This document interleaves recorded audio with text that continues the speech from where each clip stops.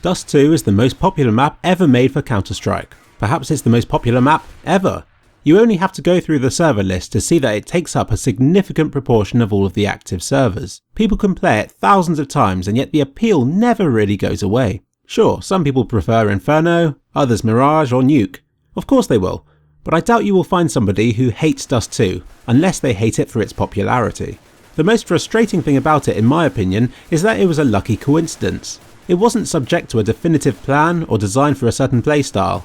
In fact, it borrowed heavily from Dust 1 in the most unusual of ways. It was made by David Johnston, the guy who also made Cobble and, you guessed it, Dust 1. He based Dust 1 off a Team Fortress map, then was requested to make another one.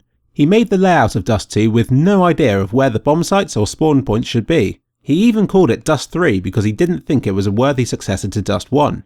How wrong he was. A man called Jess Cliff had to reassure him that it would be okay and even suggested where all of the sites and spawn locations should be, and thus a legendary map was born. What strikes me as amazing is how it has gone through several iterations over the games and still retains the classic Dust feel. It shows that it's not about the exact placement or shape of objects. I find this reassuring. It's almost as though things could be tweaked around a bit and the map wouldn't suddenly suck. In fact, it could perhaps get even better.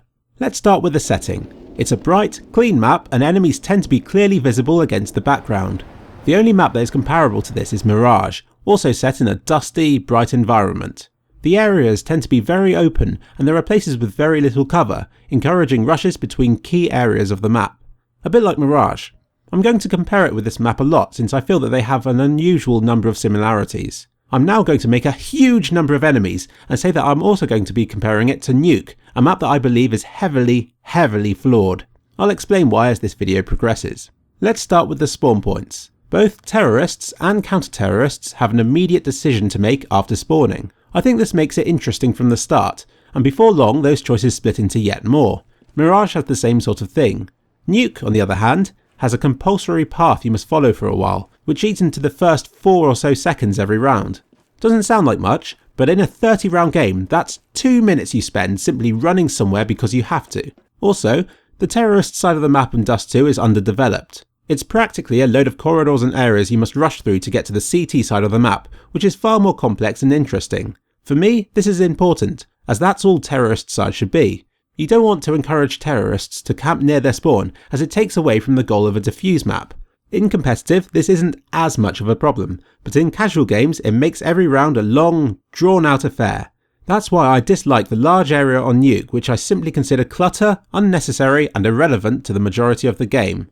Dust 2 on the other hand has B tunnels and a mid-area that are easily controlled by terrorists, encouraging them to rush to these areas to gain a foothold on the map and at the same time preparing for further advances into the bomb sites. Next, I'm going to talk about the middle of the map. Both Dust 2 and Mirage have open middles that are more easily controlled by terrorists, giving counter-terrorists a couple of sniper spots to serve as an early warning system and as a deterrent. To make for an interesting map, I believe that terrorists should be able to easily hold the middle of the map to allow for interesting rotations, while at the same time encouraging counter-terrorists to probe for more information by using their sniper spots, but also to stick at the bomb sites in preparation for the inevitable attack. Nuke, by contrast, doesn't exactly have a middle that connects the two bomb sites. I guess the outside, ramp room and vents serve as this connecting area, but these are primarily CT-sided areas that aren't exactly what you'd call a middle. Having a definitive middle of the map is great for warm-up rounds and for quick contact with the enemy, which I believe makes rounds interesting early on.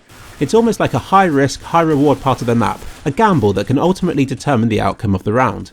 Dust 2 is a perfect example of this.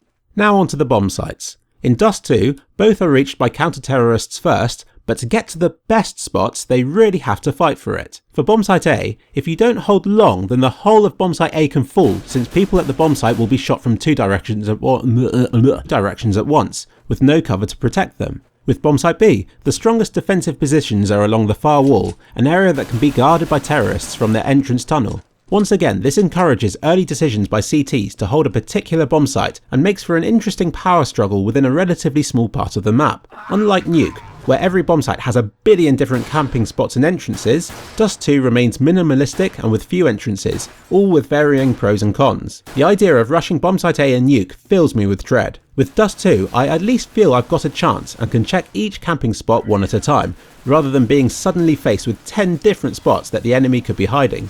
It makes a massive difference. And finally, there are connectors. You have lower B tunnels connecting B to mid, and short A connecting mid to A. These areas play an important role at all times, when both taking a bomb site and when trying to recapture it. I always think it's important to have a choice of paths to take to any destination, as it keeps enemies on their toes, encouraging teamwork and preventing overpowered camping positions. I also like how the spawn points don't become redundant once the bomb has been planted. Okay, terrorist spawn is a bit far out for a full rotate, but CT spawn is still an important area when running between sites. You can forget about nukes entirely. I essentially see Dust 2 as a complex game of rock, paper, scissors. There is no overpowered area. Every strong point has its weakness, and it encourages dynamic and fast-paced play. The map is simple and with cover only in essential spots, and best of all, both teams stand a chance of winning. Some maps are heavily CT-sided, but Dust 2 is almost perfectly balanced. We've all had games where we lose as a particular side, only to dominate with that same side later on in another match. So there you have it. Dust 2 is a friendly, balanced map that encourages the right sort of play. The rounds are short and straightforward, but the tactics that go into them can be diverse and interesting. The map doesn't require complex tunnel networks and does away with any pointless areas, making it simplistic, fair and fun. I don't think I'll ever get bored of the map.